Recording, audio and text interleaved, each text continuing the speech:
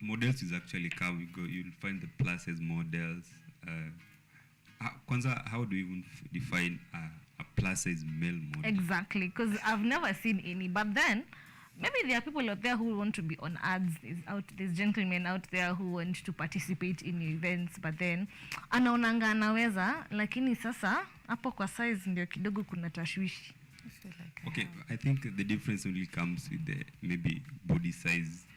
Yeah. So what happens? You know, men are not included. What is the problem? I'm trying to understand why men are not so included in this.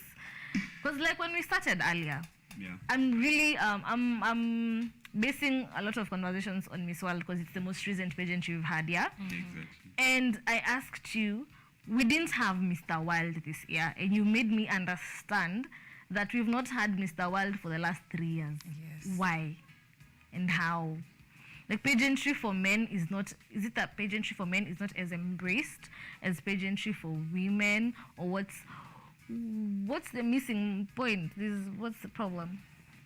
The problem when it comes to, I think it's also depend with the franchises that are also organizing for these events. Yeah, and ladies, I think pageantry some time back used to be for ladies. It was never for men. And I think with the new developments and now changes in our society and everything, men are starting to get that chance. And I think as time goes by, everything will be okay on our side as men. I'm very curious. When you're having auditions for like Mr. Kenyatta University, do you have plus size men that show up for auditions? Imagine I have been in KU for the past 4 years and I've never seen a plus size. Ni kuogopa, ni kufila wawezi, ama ni hawako interested. I don't know. I'm very curious. Maybe they do feel like they don't belong there. Because what do you do? So what do you intend to do about it in your reign? Or do you haven't thought about it? I've been thinking about like including everyone. Like as long as someone has a passion, we can always have something for them. It would be very interesting to come about a show for plus size male models. I would literally attend that event. I genuinely would. You can't imagine. No, look, given you're studying gender. Yes, I am. Yeah. Where does the balance and imbalance come in? In terms of that, to talk about the male empowerment and the female empowerment, let's talk of the world right now is trying to empower women into a certain standard, and the focus has shifted from men to women, meaning that they say that the males are already empowered, so like they are dominating in most fields, and pageantry and beauty is a platform for women to show who they really are. And their inner, just not their outer beauty, but their inner beauty, their capabilities. So I feel like this pageantry world has been dominated by women in a form of empowerment. Not that we want to sideline the men, because I say when you go for Mr. World, actually, they are so muscular. Like, I don't know if that's not plus size. That's not plus size. Those are muscles. Those guys work out. They work out like crazy, and they are so muscular, and it's kind of intimidating for people who gigantic. Yeah, exactly. So like in a platform like KU, we don't like discriminate. You come the way you are, but when you go out there, you're gonna face lots of discrimination. You have to like hit the gym and look a certain kind of way. So I guess that's why maybe their processes take long. So is there really a point of them trying if they'll be intimidated by in the future? See, they go to the gym. I don't really think so. Actually, for KU, there's people who are genetically big. Yeah. They're genetically.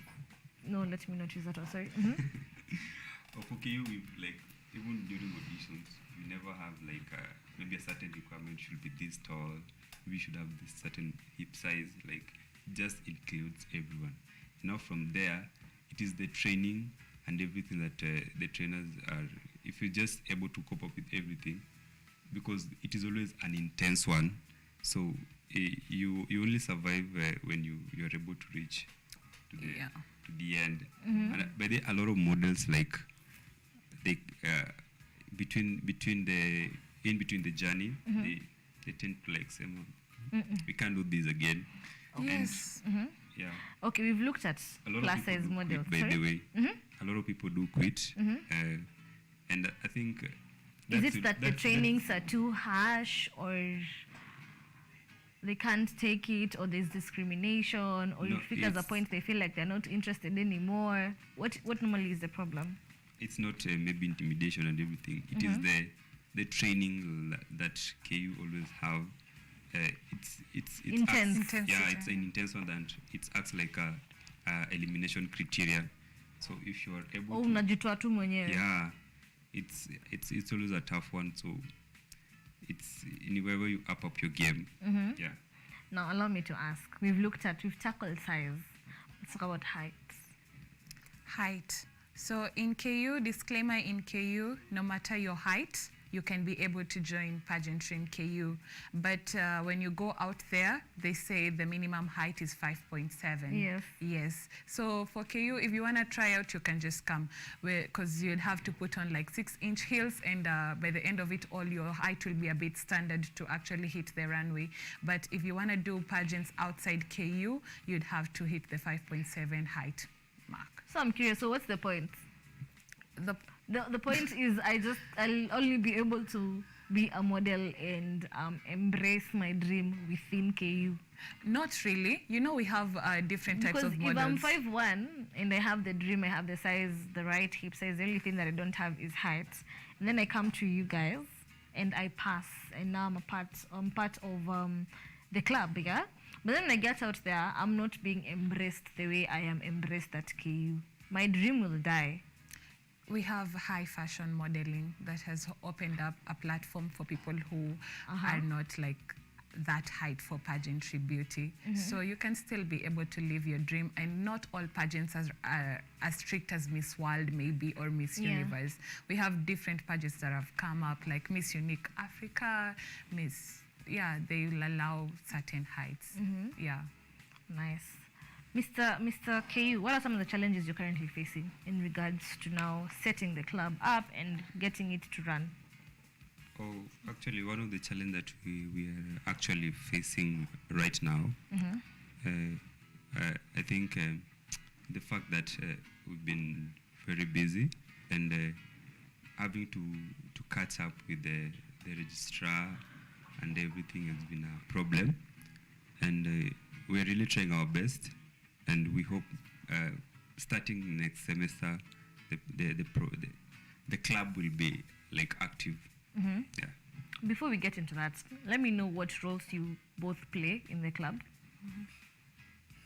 Okay. Oh, initially we had like within the club we had positions. Yeah. Which it is the models who were to decide. Yeah. So right now we are just like, it is us who are there, so we have to like act like we are the, like, let me say, like maybe you're like the chairman and the chairlady. Yeah. But when it comes to when that time will come, I think we'll have that opportunity to be able to choose who now heads the club, who is in charge of maybe this, maybe in charge of funds, maybe in charge of training, choreography, and everything. So you use the same choreographers that have been there in KU over the years, or you're also now going to involve the ones from outside? We are looking forward to involve other choreographers, though we have our main choreographer who has been doing it over the years, but we look forward to opening up the platform to other choreographers to come train. We are also looking forward to bringing in gym instructors for fitness. Yeah, and also we are looking forward to bringing in talent developers, because it's not just beauty, but beauty and brains. So we'd have people coming in to focus on the talent section, choreography, and also the fashion part of it, like different designers. Yeah. So what activities are there other than modeling? What else do you do as a club? All other activities. Like she's saying, it's not just fashion and it's just modeling. So what other activities? Yeah, as I said, the club is just like this. With the club, we'll be able to like achieve a lot of things. Remember, as a Mr. or Mr. KU, as a Mr. or Miss KU, you're expected to like act like you're the image of the university. So people out here expect us to like, what are you going to do for us?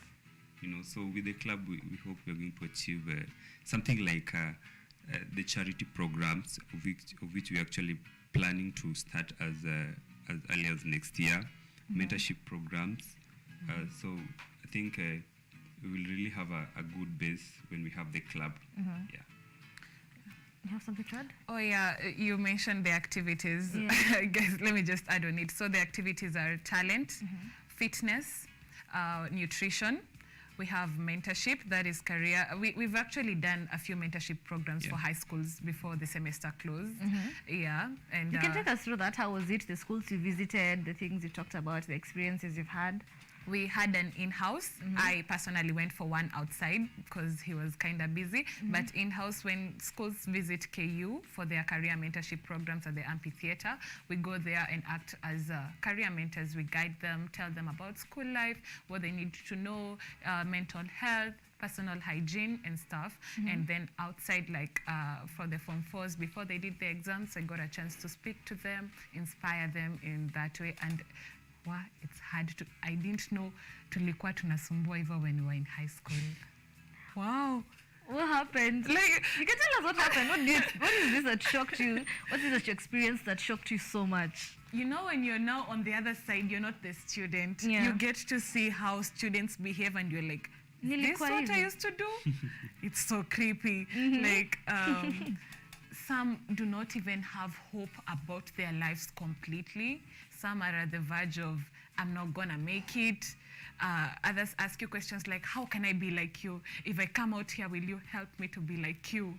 And you have like 100 girls asking you that question. Exactly. Some expect you to give them lots of money for them to like maybe support their family. Like people are just going through a lot, and these are young people below the age of 18. Some are dealing with drugs. They don't know what to do about it. So when you're on the other side as a mentor, you have to be really sharp and like know the right things to tell these young people. Yeah. Mr. KU, what is the future of modeling? What's the future of male modeling? The future of male modeling. Yes. As far as KU, you can give a view on both. From both. Where you're standing. I think KU is just having a tip on the iceberg. And it's for KU, even past our reign, we really have a lot of things and a lot of stuff for models within KU, and it's going to be amazing experience. Like everyone will be like, oh, we once had this reign, and it was just wow. So for KU, we are really assuring like every model that the goodies are really many, and they should be ready for them. For outside, we also have events outside KU, and it is actually the models from KU who now want to continue growing their talent and maybe passion that go for these events, and it is out there that they do shine. Like so, outside there's also a lot of events apart from Miss World.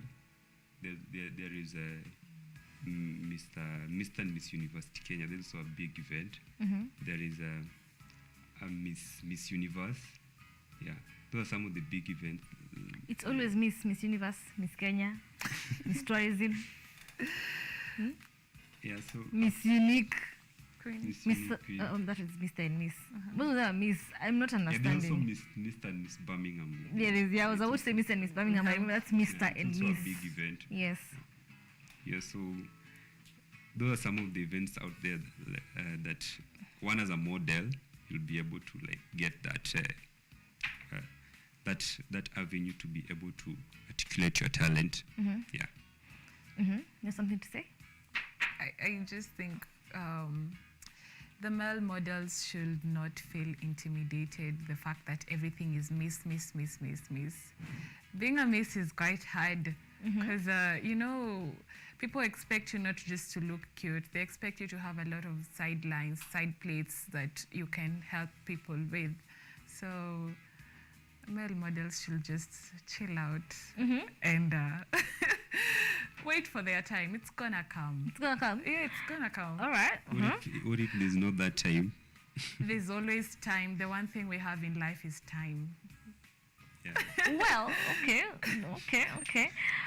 Future of female modeling industry. So, The female modeling industry is a very busy industry. It's one very busy space. yeah. So what does the future look like? Especially when it comes to size, height, all that. It's really broad. The future should embrace low levels of discrimination in terms of color, ethnicity.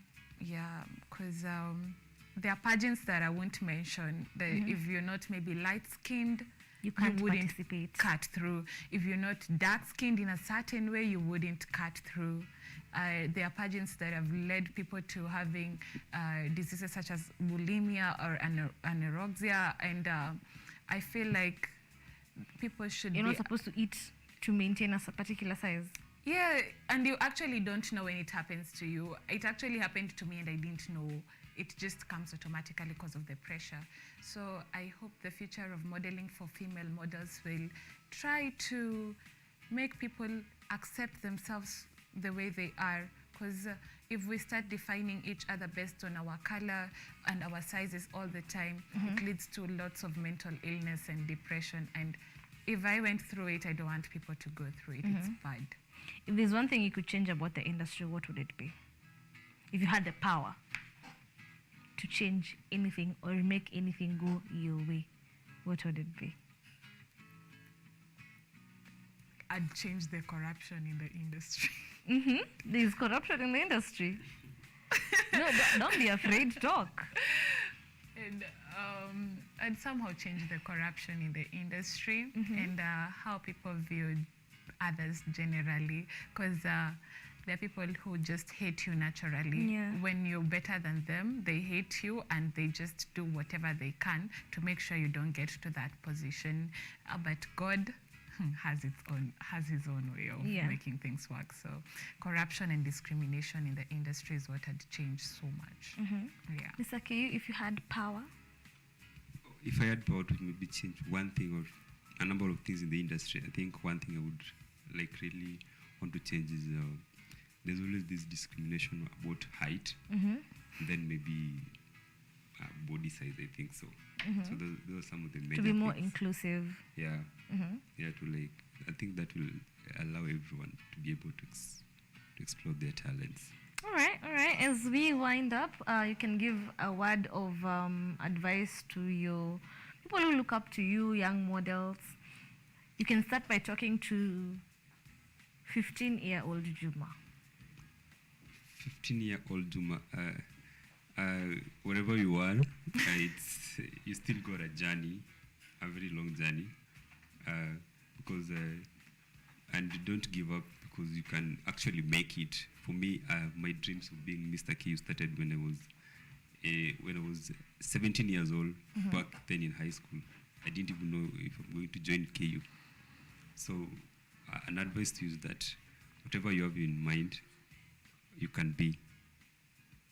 Thank you. That's one I had asked you to know. The second one was talk to the people who look up to you, the young people out there who look up to you. I'm sure there's plenty. Kuna mafresha wanakuangalia sahi wanasema, Kai, one day I'll be like Mr. Ku. Or to everyone who is looking up to me, one thing I can tell you is this, I'm not going to disappoint you guys. Yeah, you have a lot in plenty to take away. Yeah. Nice. Joy, you can start by speaking to not 15, 12. No, 12 is too young. 15 or 12? 12. Yes. Talk to 12-year-old Joy. The 12-year-old Joy out there, I want you to know that the 12-year-old me already knew she wanted to be Miss KU. So you have to believe in yourself, because you're your own boss. You know, there's a Bible verse that says, let no one despise you because you're young or because of your youth. So the 12-year-old, you should push. Sumbua. Tell your parents you want to do this. Let them support you. And do not feel like at one point you want to give up. The point of giving up is stepping up and doing it. Yes. Wow. Wow. Dear 12-year-old Joy, you've had that. 15-year-old Juma. So where do we get you on social media?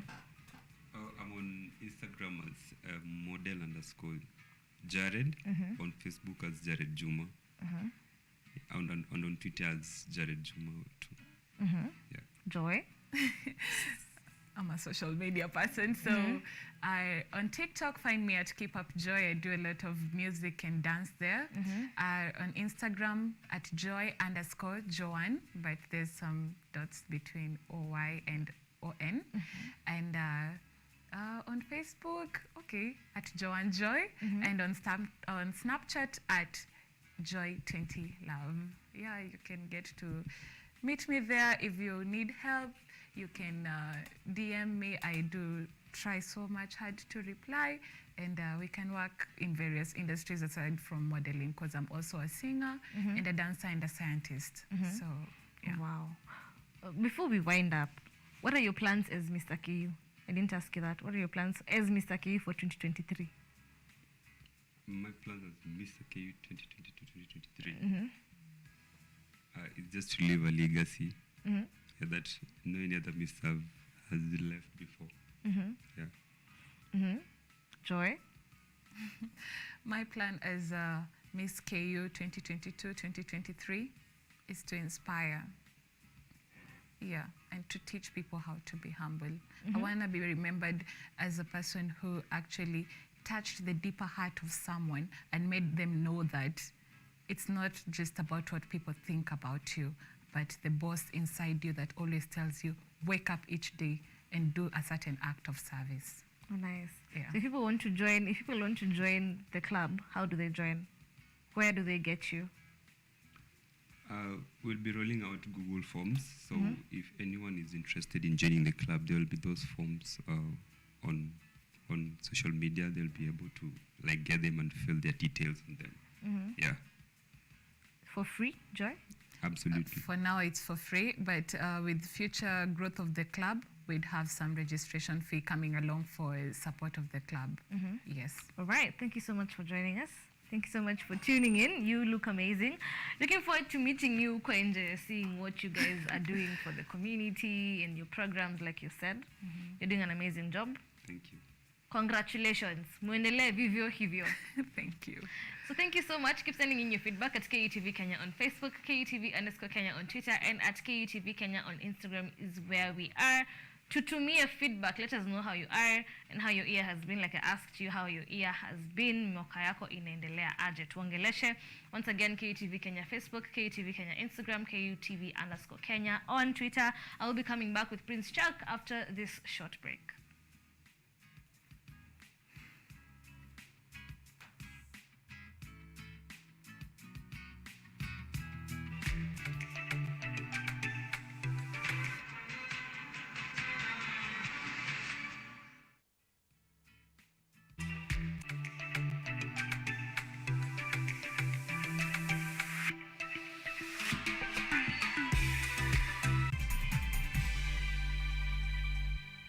Kenyatta University will hold its 52nd graduation ceremony on Friday, 16th December 2022 at the main campus along the Thika Superhighway. KUTV will provide live coverage of the graduation ceremony from 8 a.m. The graduation ceremony will also be streamed live on KUTV and KU website, Lola app, and all KU social media platforms. The chief guest is Deputy President His Excellency Honorable Rigathi Gachagua. For more information, please contact the Office of the Registrar Academic on 020-870-3092 or 0786335111 or visit the KU website at www.ku.ac.ke. Kenyatta University, transforming higher education, enhancing lives. Maelfu na maelfu ya wahamiaji wakiwa na watoto kutoka nchi za Amerika ya Kati wanaendelea kuwasili kwenye mpaka kati ya Marekani na Mexico. But folks, I'm going. Thank you very, very much. I appreciate it. Thank you. Ni habari kutoka pembe zote duniani. People pass, people ikawa ni idea. Sazidi ananyonya, hanyonyi vizuri, anakuwa hayuko comfortable. Jeshi la Jamhuri ya Kidemokrasia ya Kongo linapambana na waasi wa ADF.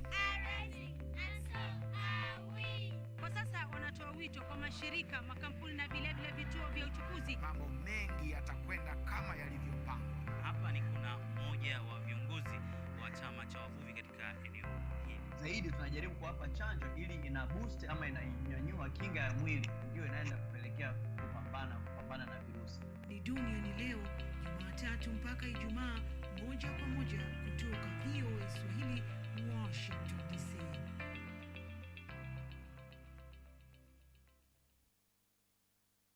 Lola is an app that gives you a chance to watch videos, listen to audios, and read articles wherever you are for free.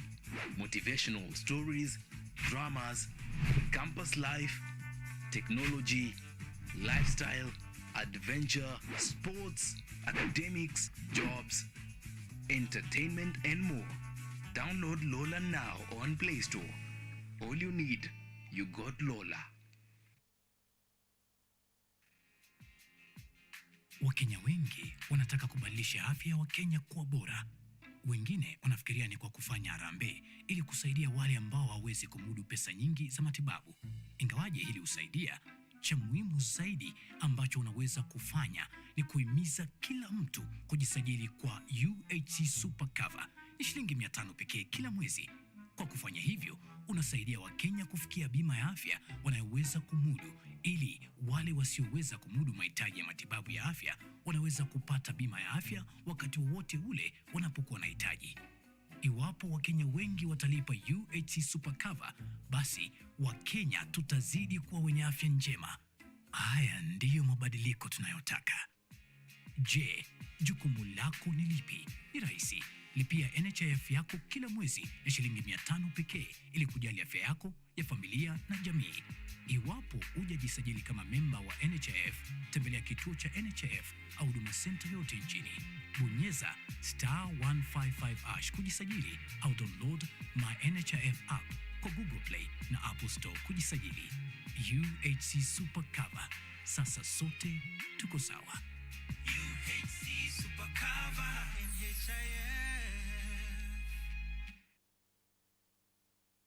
Farming Wonder, we are the innovators of the Wonder Multi-Story Garden. It conserves water from a space that you can grow 6 plants. 16 plants, you are able to do 120 plants from the same space. You can also incorporate other technologies, like with this multi-story garden, you can see we have added drip irrigation. Katika shamba letu tunatumikia kama smart farming. We partnered with Farming Wonder to automate this multi-story garden. You can automatically irrigate your plants wherever you are at any time. Sasa ni bora zaidi, mwanzo mpya, mambo mapya. Msimu mwingine wa Boresha Kilimo unakuletea teknolojia ibuka, kilimo mseto, uongezaji thamani. Teknolojia dijitali ya mauzo inawezesha ufikiaji wa masoko.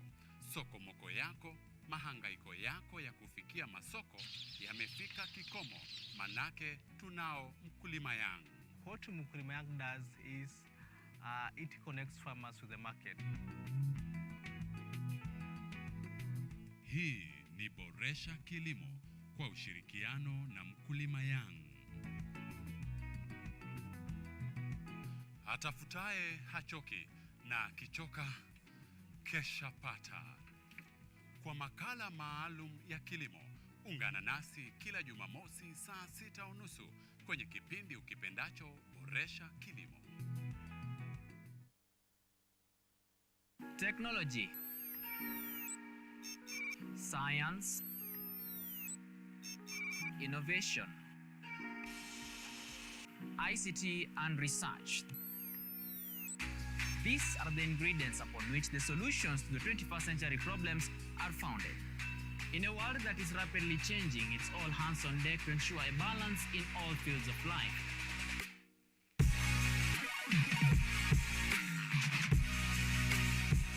Women, young and old, are also in the front line, breaking the glass ceiling, becoming thought leaders in the larger tech space.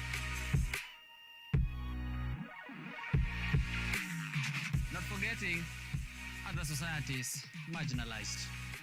And when the Tech Avengers come together, we inch closer to a much safer, efficient, and sustainable world. What we view as a norm in today's advanced world was just an idea, and for nostalgic reasons, we trace back to the iconic days to bring you the Retro Tech. On Technovation Show, we encapsulate all the pillars of the fourth industrial revolution, decoded in a language, all for one for all. Make a date with me, Samson Jura, every Monday at 8:30 as we push the mantra, keep learning something new each and every day. Only on KUTV, a new experience.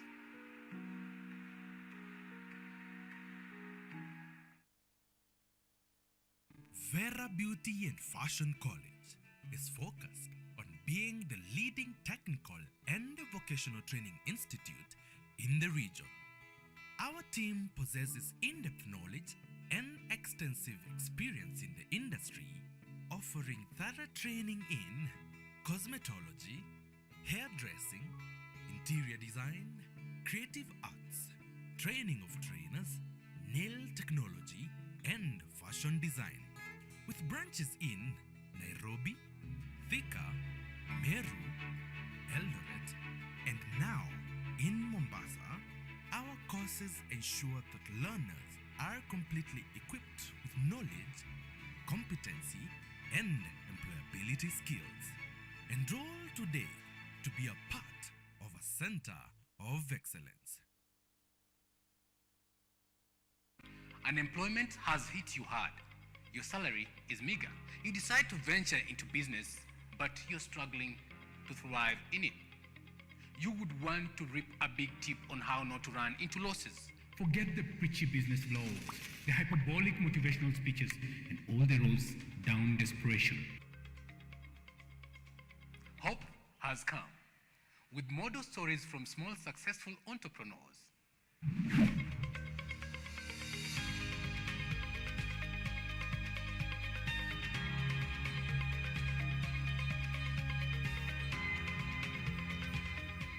We tell you these tales weekly on The Budding Entrepreneur. Join us as we help you make your trade profitable and often smile to the bank.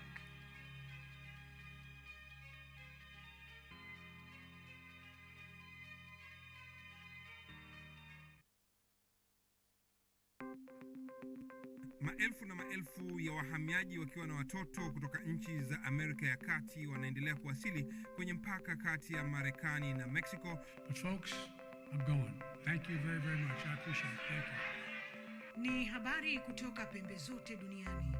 Pipopa si vuguvugu. Pipopa ni idea. Sazidi ananyonya, hanyonyi vizuri, anakuwa hayuko comfortable. Jeshi la Jamhuri ya Kidemokrasia ya Kongo linapambana na waasi wa ADF. Kwa sasa wanatoa wito kwa mashirika, makampuni na vile vituo vya uchukuzi. Mambo mengi yatakwenda kama yalivyopangwa. Hapa ni kuna mmoja wa viongozi wa chama cha wavuvi katika eneo hili. Zaidi tunajaribu kuwapa chanjo ili ina boost ama inanyanyua kinga ya mwili, ndio inaenda kupelekea kupambana na virusi. Ni duniani leo, Jumatatu mpaka Ijumaa, moja kwa moja kutoka VOA Swahili, Washington DC.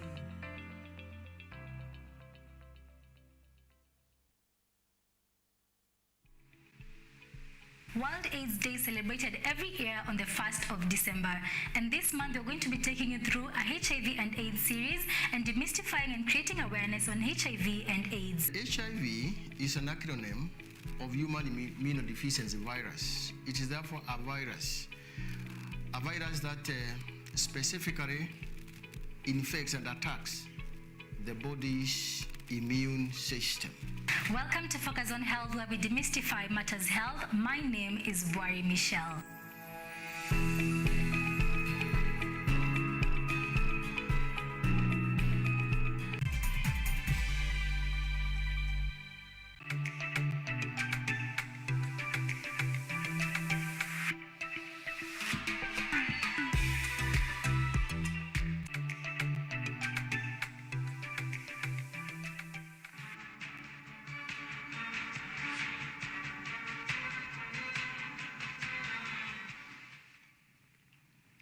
Welcome back. Thank you so much for tuning in and joining us up until this far.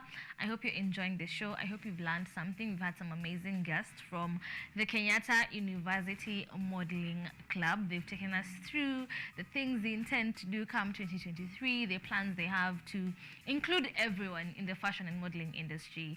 Inclusivity, height, size, skin color, be able to include everyone so that everyone can be able to fit in. If you have a dream and you're not over that particular height, but then you really love modeling, they're able to have you there. If you're that particular size, if you're plus size, you're smaller, you're bigger, and you would want to be a model, they'll be able to include you as well.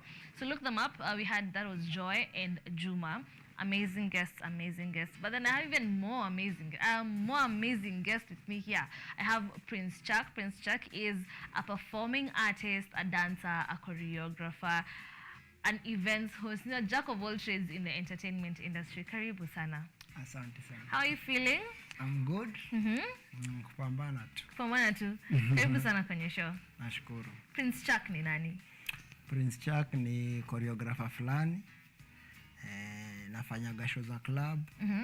Nakuaga hype man. Nafundisha dance. Na mimi ni msanii. Niliwaambia ya kwamba if you want to learn how to dance, you're the right person. So utatuambia tukiendelea where you teach dance and all that. Yeah, no worry. How is the entertainment industry for you? The entertainment industry is good. But mostly wamekwama kama dancer, like they don't believe naweza kuwa msanii. So unapata nikipost about dancing, they focus more. Post about music, they don't focus that much. So tunajaribu tu kuwazoesha. To get into the music industry. So for how long have you been dancing and for how long have you been singing? I've been dancing for more than 15 years. Unajua mimi ni mdogo. I'm like 30 years, but I've been dancing for like 15 years. So nilianzaga kitambo nikiwa primo. Kuimba sahi seriously ni like 2 years. Kuimba kwa sababu nilianzaga na kuimba is very expensive. Yeah. So nikafuata dance kwa sababu dance ni wewe. As long as uko pale unaweza fanya, but music ni ngumu. You have to pay the producer, the director, nini, ulipe madancer, vixen. Ni expensive. So nili focus more na dance. So ile do nilikuwa napata kwa dance ndio nasimamiaga music, yeah. And how is it so far? It's very good. So far it's very good. Yeah. How do you balance being a singer, a dancer, a choreographer, an events host? Gani nimeskip? Hakuna? Iko? I do kila kitu. Unajua sisi vijana wenye tumezaliwa kwa family zenye hazikuwa poa sana. You try everything. So that ikikataa hii inakubali. Unaelewa? So unapata sisi unaenda show ya dance. Unaambiwa madancers wako mtu hatuna ni DJ. So una have kujifundisha DJ kidogo, ndio ile siku utakuja uambiwe DJ hayuko, at least unaweza shikilia upate kitu. Unaelewa? Yeah. So ukikuja uambiwe DJ wako lakini MC za wako, unasema nipatie mic. Yaani tumejifundisha hizo. So that's why tunajua vitu mob. Ndio tusikose. Yeah. Which makes a lot of sense. So tell us about your music. Muziki inakupeleka aje? Muziki inanipeleka poa. This is like my third serious song. Serious song? Serious song. Zingine nilikuwa nafanya for fun. Okay. But now for business, this is my third serious song. First one nilitoa last year na Ogao Bina. Inaitwa Shida ni Do. And then the other one nilitoa like 2 months ago, inaitwa Bingwa. Na sahi kuna yenye inaitwa Tafuta Mungu. But it has nothing to do with gospel. Jina tu. Explain tuelewe. Like it's just a gengeton song that says ukiwa na mashida tafuta Mungu, biashara itafute mimi. Like it has nothing to do with gospel. Ni ile wale watu wenye wanasumbuaga saa zenye uko mafutani unitafuti, lakini saa zenye uko na mashida unanitafuta. So we are drawing the line. Yeah, we are drawing the line. Yeah. Hey, okay, all right. Dancing, you still continue with dancing? You can't help that because kwa sababu hata kwa usanii si lazima utaperform. So lazima utadance tu. So lazima utashoot video, so lazima utadance tu. And video kama mimi ni dancer, lazima video zangu zikuwe na dancing poa kwa sababu I'm a choreographer. So do you dance? Okay, how do I ask this question? Do you dance in your own music, or you just choreograph the dancers? I also dance. Really? I also dance. My dancer wakiwa hii side, mimi katikati na dance. Even better than them sometimes. Yeah. Ulijuaje wewe ni dancer? Ilianzia wapi? One thing, mimi I'm the kind of person that don't believe in talent. Mwestoka. Sana. So, mimi na believe like tunaitwa interest and hard work. Like for now, mimi I have a son that doesn't know how to dance. Because, you know why? Because I don't stay with him. And I stay na baby mama.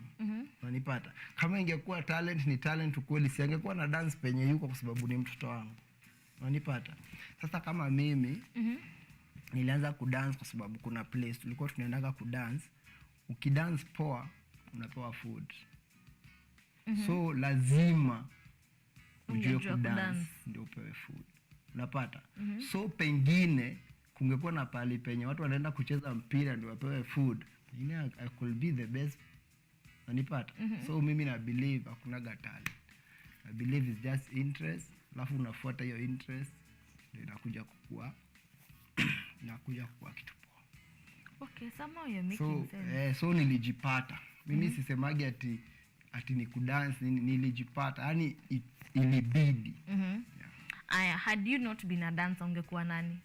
Tuseme kikaria wise, daktari, mwalimu na slow. Sijui ningekuwa nini kwa sababu wewe ukigrow up ulikuwa unasema when I grow up I want to be a ndio nimekwambia. I wanted to be a pilot. You wanted to be a pilot, but kukua realistic, unajua sisi ndio nimekwambia sisi watu tumezaliwa kwa mashida au kwa gine hizo dreams kubwa sana.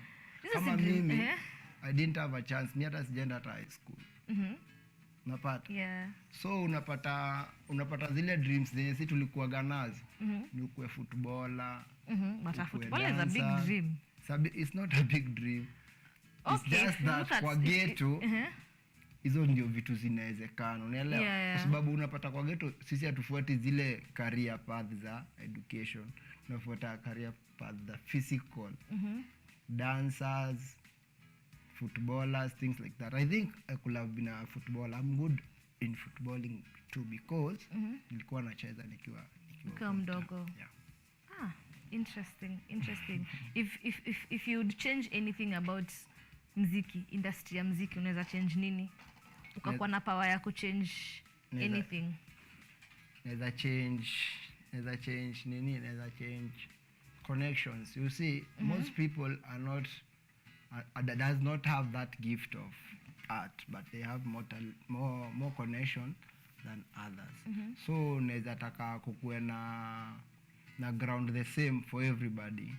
Like if I'm an artist, nikikuletea song, play it, let the people decide. Not you the producer or the director. Unaelewa, hiyo ndio tunaweza change. Like kila mtu apewe fair chance. Umesema ngoma yangu si kali, wewe cheza. Si kuna ile kwa kila TV kuna ile SMS line. Watu wata SMS tu waseme hii ngoma si poa. Unaelewa? Unapata mara mob, unapata mtu akona ngoma kali lakini ako huko mtaa, lakini hakuna mahali inaenda kwa sababu hajui nani. Unaelewa? Hata kuna hii case ya this big DJs. They don't play a lot of upcoming music. Amepewa ngoma but hata icheza. See? Inatuapenia sana. Unapata wewe mwenyewe mkiwa mtaa ama nikuja nikusikizisha ngoma yangu, utasema hii ngoma ni kali. Ukipatia DJ, hawezi cheza, anakuambia acha nitaisikiza. Unaelewa? So kila mtu anafaa apewe chance. Cheza hiyo ngoma, watu wabu. Unaelewa? Waseme usiwahi cheza hiyo ngoma tena. Unaelewa? Kwa sababu muziki ni venye mtu anaipata. Ukicheza watu wanafurahia. Chezanga hiyo song. It doesn't matter who ameimba hiyo wimbo. That's making a lot of sense. A lot of sense. Ulianza na very high note na ngoma ulianza na Obina. So who else mlitoana wapi na Obina? I've been Obina's PA for a while. Tumekuwa tukifanya shows mob na yeye, so mimi ndio nakuaga huko behind the scenes. Like kama kuna show zenye zinahitaji madancers, guests, I'm the one who like tuseme nakutaka kwa show yake, mimi ndio nakutafuta. Ni aje tunakutaka kwa show fulani ya Obina. I can't be doing all that. Yeah, true. Yeah, so I've been working with him for a very long time. I've known Obina more than 10 years. Like tukiwa nothing kabisa, tukienda National Theatre mguu kutafuta show, akijaribu kuimba, akifanya nini, unaelewa, tumejaribu everything. Yeah. Na tuna pia yeye ameingia kwa muziki. So is it something you planned ama mlijikuta ninyi wote? Funny thing, muziki ndio ilikuwa the main goal tukianza. But sasa mimi nika perfect kwa dance, yeye aka perfect kwa comedy. Watu walitufanya hivyo. Like unajaribu kuimba, ukidance wana appreciate more than kuimba. Obina akiimba wana appreciate more akifanya comedy. So tukaona si tunatafuta acha tu focus na hiyo. Mnataka tu dance, sawa. Tulikuwa tuna dancing mpaka na yeye. Lakini sasa yeye Obina alikuwa dancer kabisa. So unapata sasa yeye comedy ilikubali, mimi dancing ilikubali. So tukaanza kuachana na hizi mambo zingine zote. Kila mtu akafocus na hiyo. Hiyo ndio ilikuwa inaleta sasa muziki, mkaingia sasa kwa muziki, you're working together still, or now everyone is focusing by themselves, you on your own music and him on his own? Tunawaka kwa studio the same. But yeye ana focus more na music yake, mimi na focus na wewe na yako. Kwa sababu unajua the goals hazifananagi. Sometimes ama the music ana feel maybe si feel, naelewa. Lakini akiwa na track yenye na feel naweza weka kitu naeka. Nikiwa na track tuko na songs. Songs kuna zenye hazijakuwa release but songs ziko. Aya, future plans in collaborations tunangoja kuona nini in the future in terms of collaborations? Like I have a very good plan. Alafu mimi nimeishi na watu poa. That's the main thing. I've stayed with people very well kwa industry. So anyone anaweza taka kufanya naye song, sidhani kuna mtu anaweza shindwa. Anyone. Kama nani? Anyone. Wewe unataka kufanya na kama nani? Because I'm sure you have your own choices. One thing is most of the Kenyan artists nimework nao kama choreographer. Maybe kwa backstage ama kwa behind the scenes. So we have a good connection with all of them. But so far wenye nimefanya nao kuna huyu jamaa anaitwa Paddy Ubo, nule comedian. I wanted to, after doing with Obina, niliona ngoma zangu zikikuwa more with comedians naweza kuwa poa. Niko na song na Tumbili, unaona Tumbili? Yes. Niko na song na nani mwingine. I wanted to do something different. Nao ma comedian kwanza karibu wote. Nafikiria kufanya na Mulamoa, nafikiria kufanya na DJ Shiti. But collabs zinakaa. Alafu bado pia for now I want people to trust me as me. Sitaki kubebwa. Ningekuwa wa kubebwa, ningekuwa nishafanya na wao wasanii wakubwa wote kwa sababu hawezi nikatalia. Kwa sababu nimefanya nao kazi, akina Bahati, akina nani, unaelewa. Lakini for now nataka nifanye ngoma kama 4-5 zenye niko alone. Watu wa believe brand yako kwa wewe. I can. Nisikue tu yeye alitoa ngoma na Calligraph. Hata yeye ndo alimuinua. Yeye ndio alimuinua, hapana, sitaki that. Nataka nikue pale ndio hata nikiambia mtu tufanye anaona at least ulikuwa na brand yako kivyako. Nimejituma kabisa. Tunangoja nini in the future? Kuna ngoma mpya sahi. Niko na ngoma mpya. From now on, each and every month I'll be having a new song. Nice. And a video. And kitu nilikuwa nakosa ni resources. But now I have the resources. I have club shows. For like in a week I have like 4 ama 3 club shows. So hizo zinaweza ni finance. Kitu ilikuwa inakosa ni finance, but sahi finance ni poa. So unajua kwa kila mwezi naweza toa video moja, audio moja. Hii consistency utasumbua. So nishapanga mpaka next year July. Zile ngoma zinafaa kutoka. Like yenye tuko na Paddy itatoka January, February nifanye yangu peke yangu, March nifanye na Tumbili. Hizo miezi zingine 3 nifanye peke yangu. Alafu saa zile collab zenye zikuja tu zenye si zangu. Unajua kuna zenye ngoma ni yangu nimeficha mtu. But kuna zenye ngoma ni zao wamenificha. Ziko zenye tumefanya kwa mastudio za kina Obina, za kina nani. So hizo wanaweza release at their own time. Naelewa. But mimi kwa kila mwezi nitakuwa na release song. Kwa ngoma zako so far hizo zenye umetuambia ni 3 serious, ni gani yako favorite? Shida ni do yenye nilifanya na Obina. That song is a very huge song. Na with time itajirudia tena. Like it's a timeless song. Like hiyo song ni venye hatukupush poa. Kwa sababu at the end of the day hata ikuwe ni after 10 years 20 years shida bado itakuwa ni do. Naelewa. Unapata hata kama wewe ni president bado utakuwa na shida fulani unataka bado kutatua, na hiyo kutatua bado itakuwa ni do. Unaweza kuwa na dem rembo lakini bado unaweza taka kupata na Miss World, Miss nani, bado utakuwa shida ni do. Unaelewa? So hiyo ngoma lazima itakuja kujirudia, and with time I'll organize nifanye a very huge remix of that song with many big artists. Interesting. So tupigie kanini kidogo ka kapela.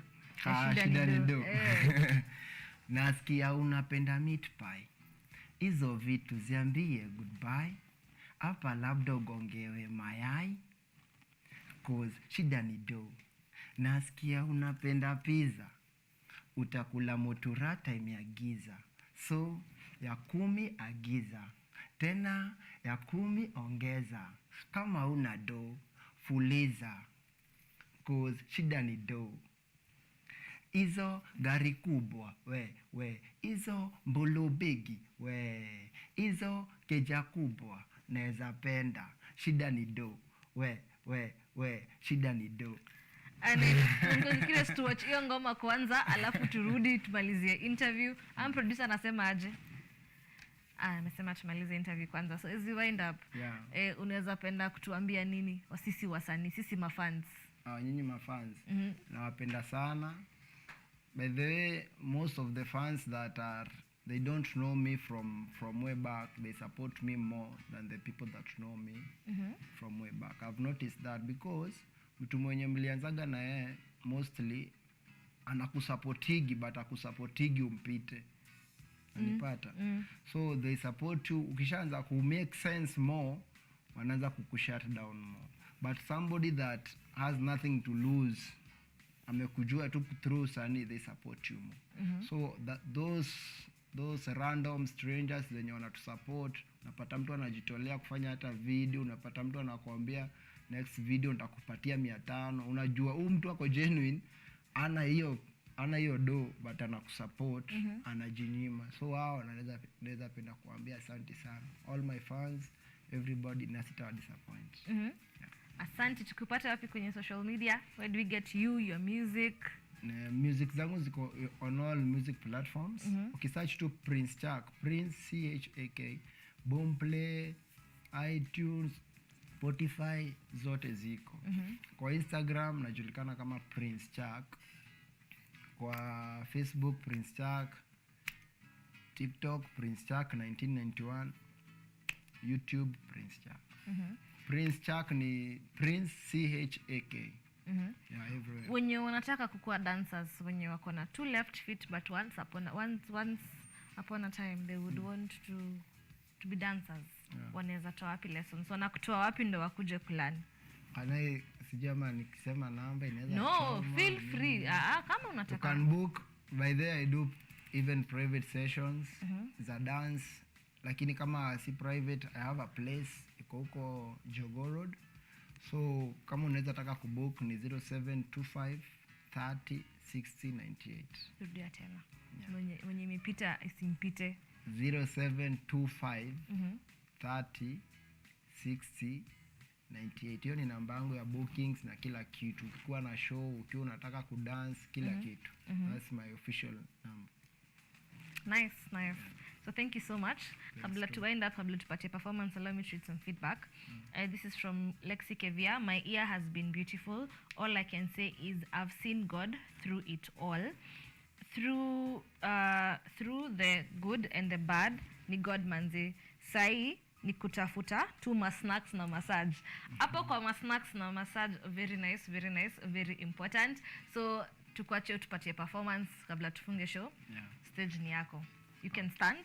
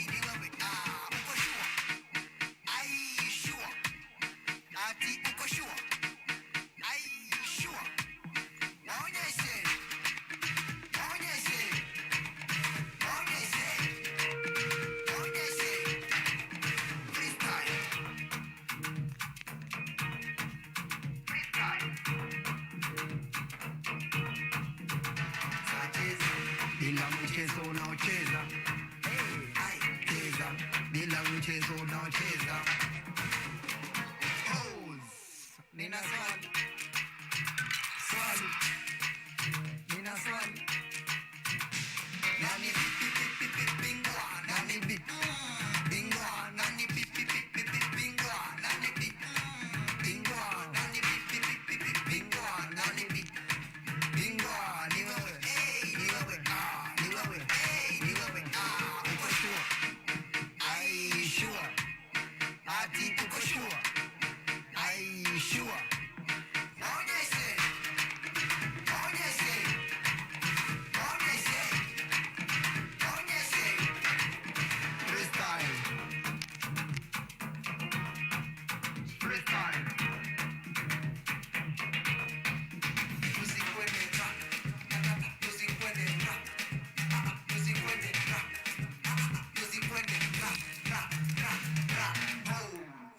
Nina swali.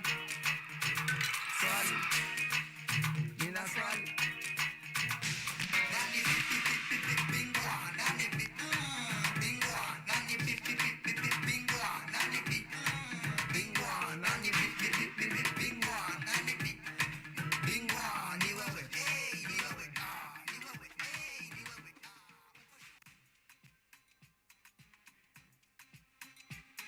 Ni kijana wa mama bajia.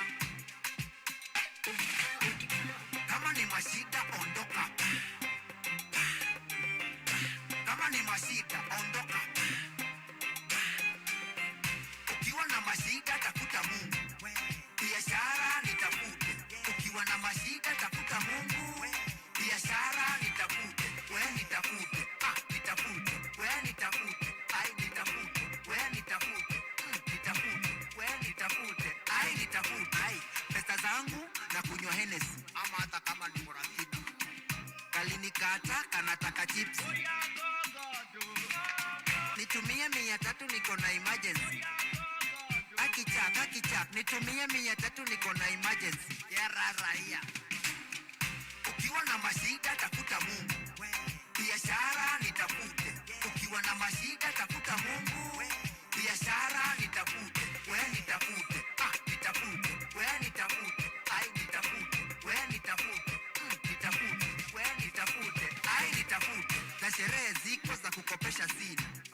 But hey, utanipata nikikula pizza. Ati ukiuliza na kushoni miujiza. Aki ni miracle. Ama ni nguvu za giza.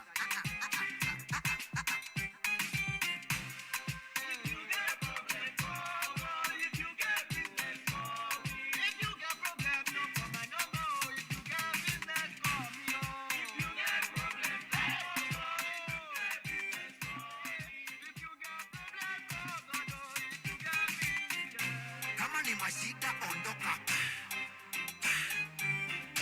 Kama ni mashida ondoka. Ukiwa na mashida tafuta Mungu. Biashara nitafute. Ukiwa na mashida tafuta Mungu.